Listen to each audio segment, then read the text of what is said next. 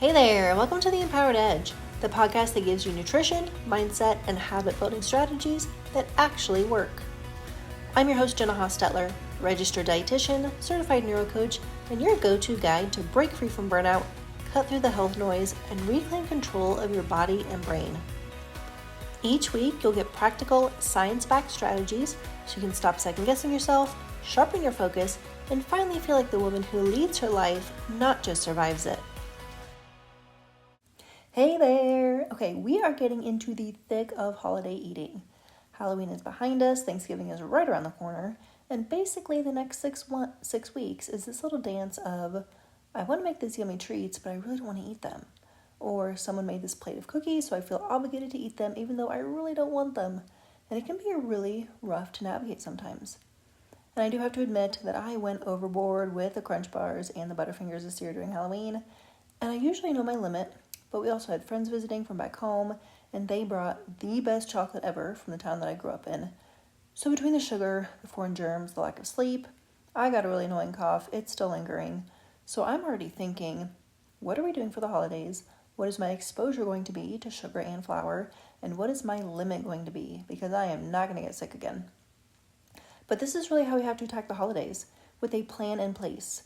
Or before you know it, you have eaten your weight in sugar, and it will take you all of Q1 in 2026 to get back to where you were mid-October of this year. Think about that for a second. That is 5 months of getting back to square one before making progress is even possible. Not exactly how I plan to spend my time, and probably not yours either. Well, today I'm interviewing Hannah Aylward, a certified holistic health coach, gut health expert, and the author of Recipes for a Healthy Gut. And she is sharing practical guidance on meal timing, morning routines, gut resets, and how to navigate food choices during the busy holiday season without the stress and without the guilt. And this is crucial this time of year because most of your immune system is in your gut. So when you think about the germs floating around in your office, or how many days you're inside because it's too cold to go out, or the extra stress of Q4 deadlines, taking PTO, and having extra work when you come back, events, getting together with family, your body's already under a lot of stress. So if you don't want to get sick, or if you don't want to deal with everything that comes with it, take some tips from Hannah's book and take care of your gut this time of year. Her approach is simple, it's grounded, and it's easy to apply, whether you're just getting started or if you're already working towards better gut health. So, let's dive in. Today we have Hannah Aylward with us. Hannah is a certified holistic health coach, a gut health expert, and the author of Recipes for a Healthy Gut. Hannah, thank you so much for joining us today. Yes, thank you so much for having me. I'm excited to be here. Yeah, so let's start off. There's so much thoughts, so many ideas on, how often a person should eat, whether, 3 times a day versus lots of small meals versus, it doesn't matter as long as your calories are good. So what have you seen with, meal timing and gut health? Yes, so much to be said here. I think it depends on the state that the person's coming into us with, like where their health is at. But I would say overall, especially for women, it's better to eat more consistently, not necessarily like 6 meals a day, because we do want to let the digestive system rest a little bit. So we have something called our migrating motor complex, or our MMC, and that's nerve regulated, and it helps. I always describe it as like, think of a broom that's kind of coming through the small intestine and sweeping through any debris that's left over. What can happen is that patterning, the MMC, it kind of turns on in a fasted state. So when we're eating every hour, or we're kind of snacking and grazing constantly, we can run into some issues. The MMC can't really do its thing. But we don't want to go too long without eating either, because then we'll see a drop in blood sugar and we'll see that kind of stress response occur in the body. And one of the biggest, most important things to take note of when you're really trying to like heal, but always, like honestly forever at all times, is making your body feel safe. Like your body wants to feel safe. That's when it's going to operate best. That's when you're going to digest your food at the best rate.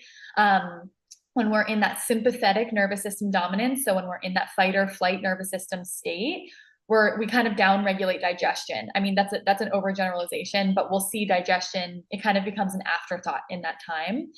So blood flow will go away from the digestive organs. We'll see stomach acid levels drop. We'll see gastric capacity decline, things like that. So we don't want the body to be entering that stress response. And one of the biggest stressors on the body is being very, very hungry, seeing that blood sugar level drop, and the body's kind of calling out for fuel. Like, oh, do we need to store? Are we, what's going on? Am I safe here? So we see like chronic undereating and over exercising like really negatively impact digestion in the long term, and thyroid health and all of that, hormonal health, adrenal health. So it's kind of finding that sweet spot. It's not none of the extremes are really the answer. So it's like the constant eating, the 6 small meals a day maybe won't work for people, especially if they've already got like decreased digestive capacity. But also intermittent fasting or taking these really long breaks or going 8 hours or 6 hours between meals also probably won't help most people. So we kind of find the sweet spot for people. It's nice to rest your digestion overnight for 12 to, I'd say, pushing 14, but not too much more than that. Hours. And then in between meals, like we like to see about 3 to 4 hours, but not really push 5, not really push 6, but giving your body, at least 2 in between meals to kind of clean house and let your digestive system do its work. So yeah, on average, we'll see people really thrive around 3 to 4, but it also kind of depends. Like, are you incredibly active? And I'm never trying to tell people not to eat if they're hungry, right? Like if you're hungry, eat. But if you find yourself getting really hungry only an hour after eating, then we want to talk blood sugar balance as well.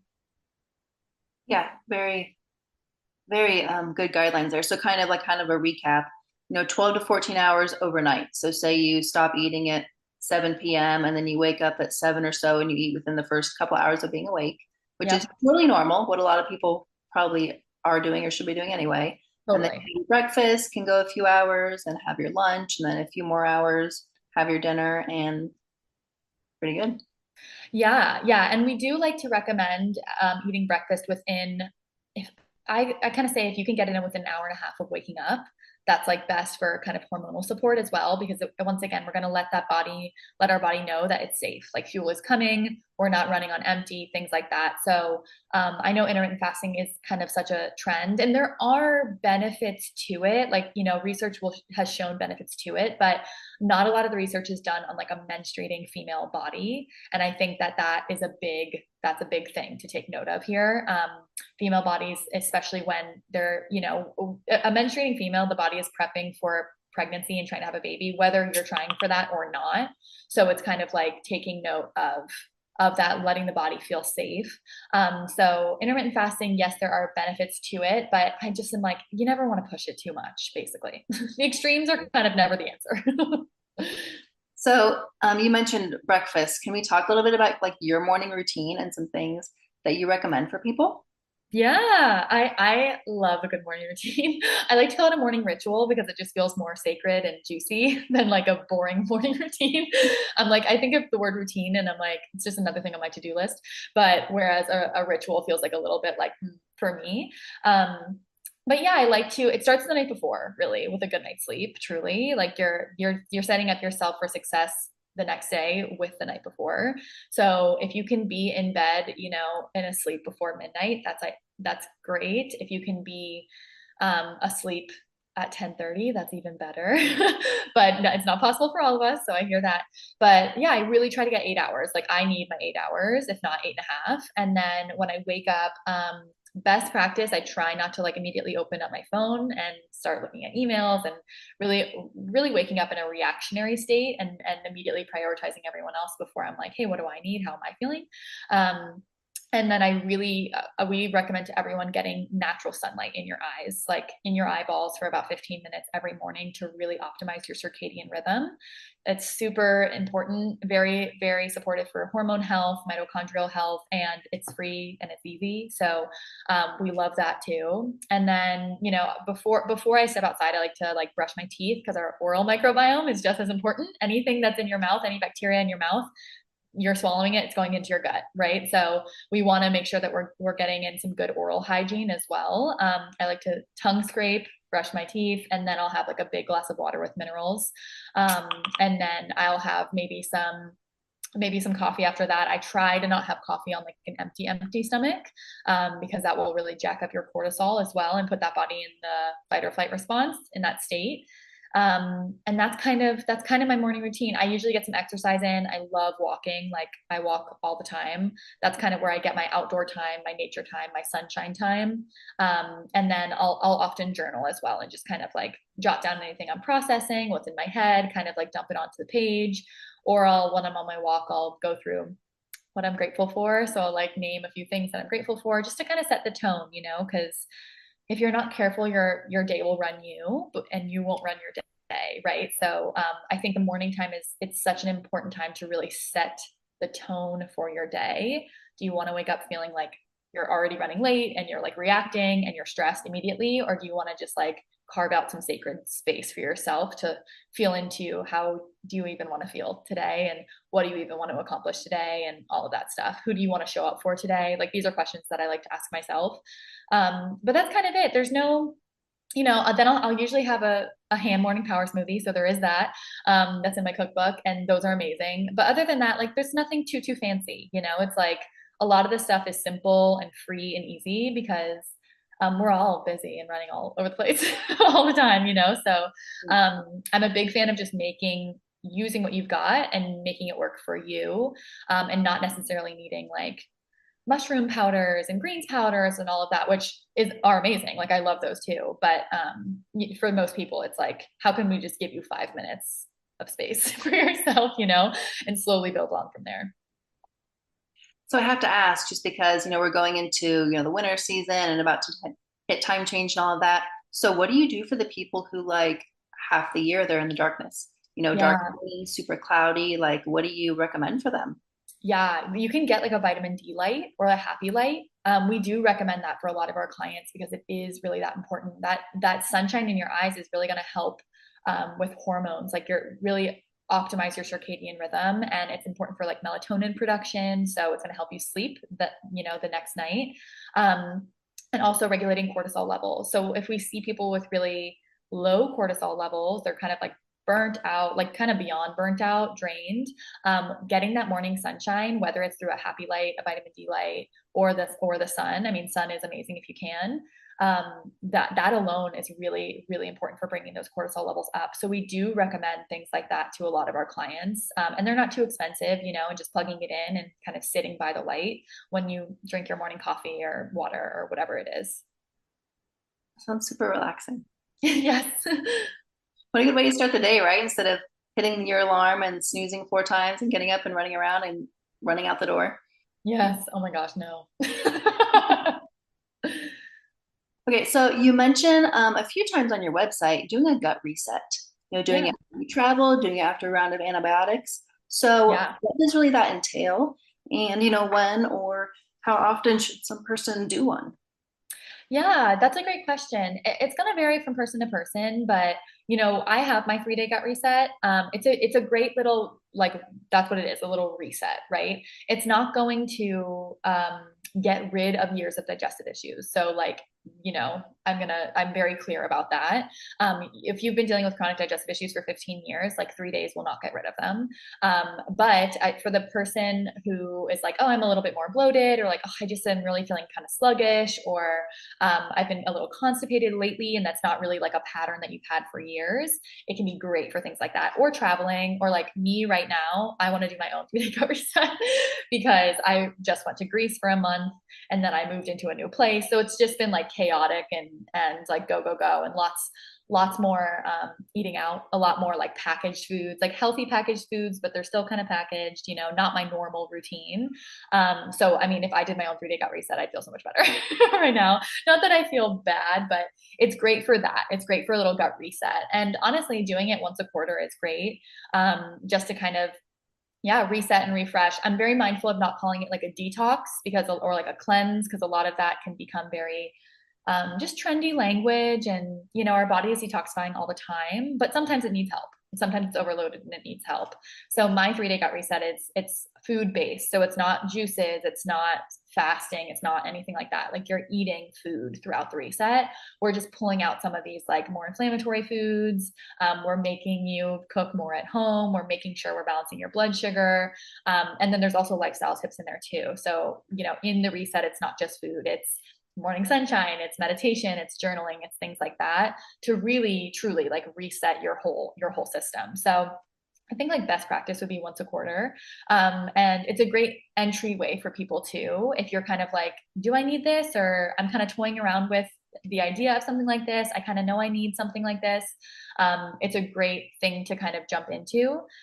And once again, for those that have like chronic IBS or have had SIBO or digestive issues that have been long-standing, like you would need to keep going from there. And if you really are reacting to lots of foods, you may react to my 3-day gut reset a little bit too. So that's when it's like we get a bit more complex with it, and that's when we would want to bring in like functional stool testing and look and seeing what's really going on within your gut, other than just some of these foods, because it's a pretty telltale sign for those that feel like they can only eat the same 5 foods, or they don't know what like triggers them anymore. So keeping a food log doesn't even help. They eat one thing one day, they're fine. They eat it the next day, they flare up. They've got, you know, all these digestive complaints. That's pretty much a telltale sign that like we need to dig deeper and there's an imbalance within the gut environment. So will the 3-day gut reset get rid of all of that? No. But could it help a lot of people feel better and has it? Yes. But for our more complicated cases, we'll just need to dig in a bit more. It almost sounds like, you know, for someone who may not even know that they're really having gut issues, they could do this gut reset. And if it does not, like if it really doesn't work for them, then maybe something bigger is going on. Yeah, totally. Yeah. We'll see people, a lot of our clients have like seen multiple doctors, been told they have IBS, been told there's nothing they can do about it, or they're just chronically constipated, or they're just stressed out and things like that. But they've been struggling with digestive issues that are impacting their quality of life day in and day out. That's like usually the person that we see. The person that it's just a little bloated here and there, like we get the more complicated cases. But yes, I mean, like it can still help that person with more complicated issues. I mean, we've had someone was constipated for like 2 weeks, and then like the first day of the reset, they used the bathroom. You know what I mean? So it can help people with more complex and less complex. But yeah, if you're just kind of looking for, that's why I like to use the word reset, like a little refresh, reset moment post traveling. When you feel like you've been out of your routine, when you're feeling like you're kind of tired, you haven't been like, you haven't really been taking care of yourself as well as normal or as well as you want to, it's really great for that. It's just like an awesome tool. Yeah, exactly. So, okay, you have some, you know, incredible recipes on your website, and obviously, I mean, you wrote a cookbook. So, you know, going into the fall season and this, you know, crazy holidays and all the good comfort foods that are going to be coming around, what are some tips that you have for people to kind of stay out of that trap of the sugar and the junk food that is just, it starts now with the pumpkin spice lattes, you know? Yes. Oh my gosh. I have a whole article about this on my website. So for any of you watching and listening that are very interested, go check it out. Because this was always a question, right? Like, how do I manage this?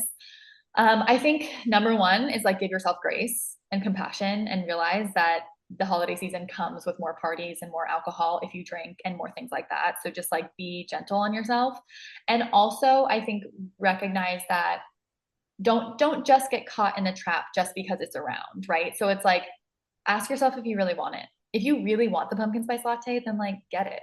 If you are just getting it because you're just getting it and you're not, or it's just there, if you're just like eating the cake because it's just like at the party and you're not like intentionally enjoying it or mindfully eating it, then I would say like, let's bring some awareness to that.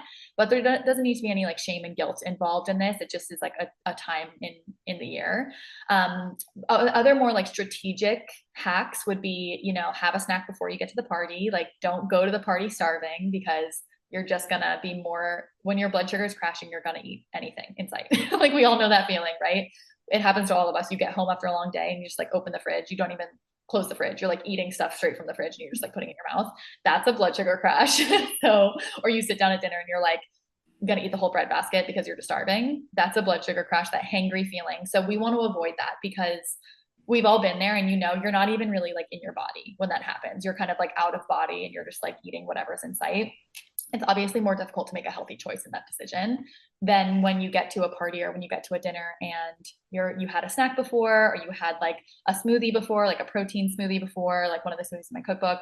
So you're not like jonesing and craving for tons of things because you're going in more balanced. That's like the biggest tip, because you're not going to have to like restrain yourself when there, because I'm not really into that. Like, oh no, you cannot have this.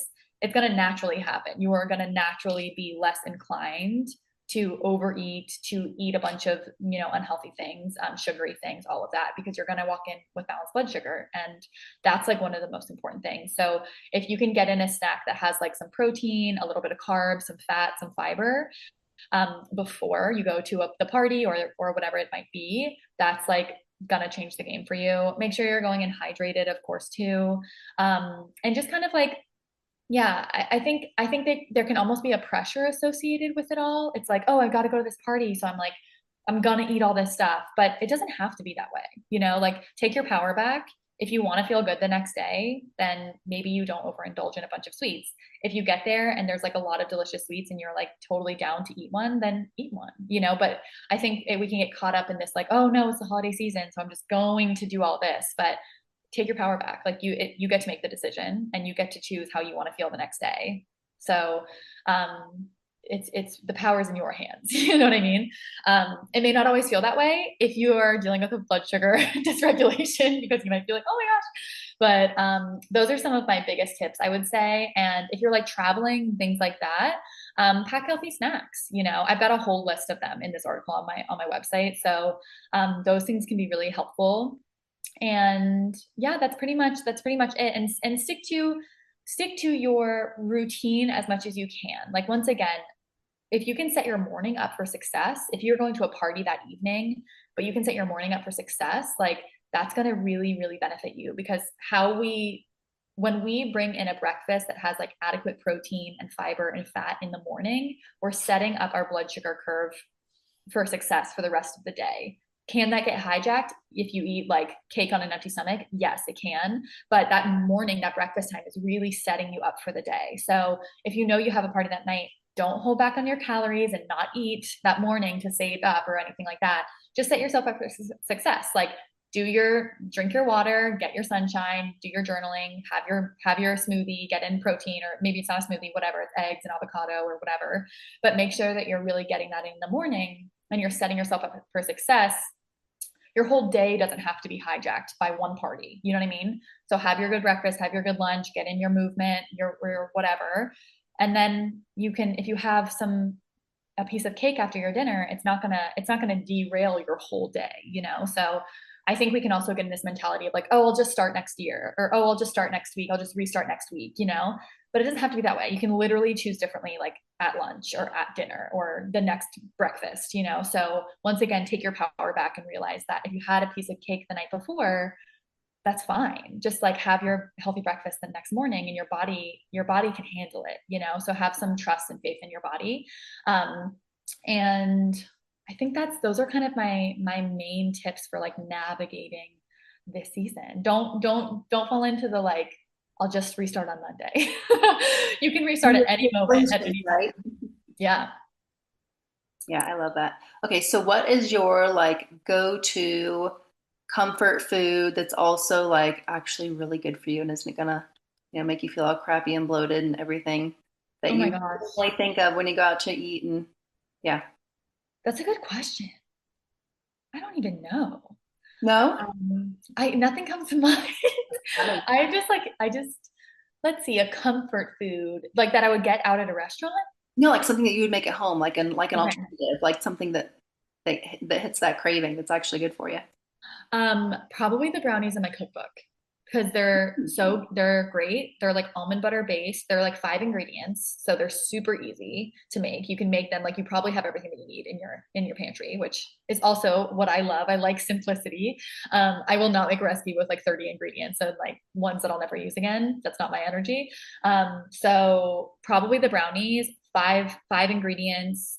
They're almond butter based, so they're really like gooey and moist, and they're rich. Like they're rich in texture and taste and flavor. So, but they're totally healthy. It's like cacao, and I use monk fruit to sweeten, some vanilla, some almond butter. I think there's an egg maybe, but they're great, and they're healthy enough to eat for breakfast. So if you want to, you can eat them for breakfast too. But it's probably that because I love chocolate.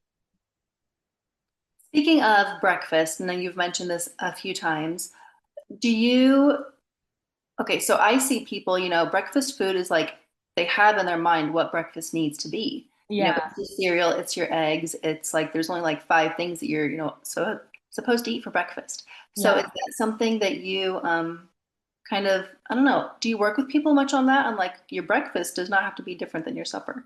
Like, what do you Yeah. want people start their day with? Yeah, I think it's really like shifting the perspective. Yeah. I mean, it doesn't because any like empty cereal is not going to set you up for success, really.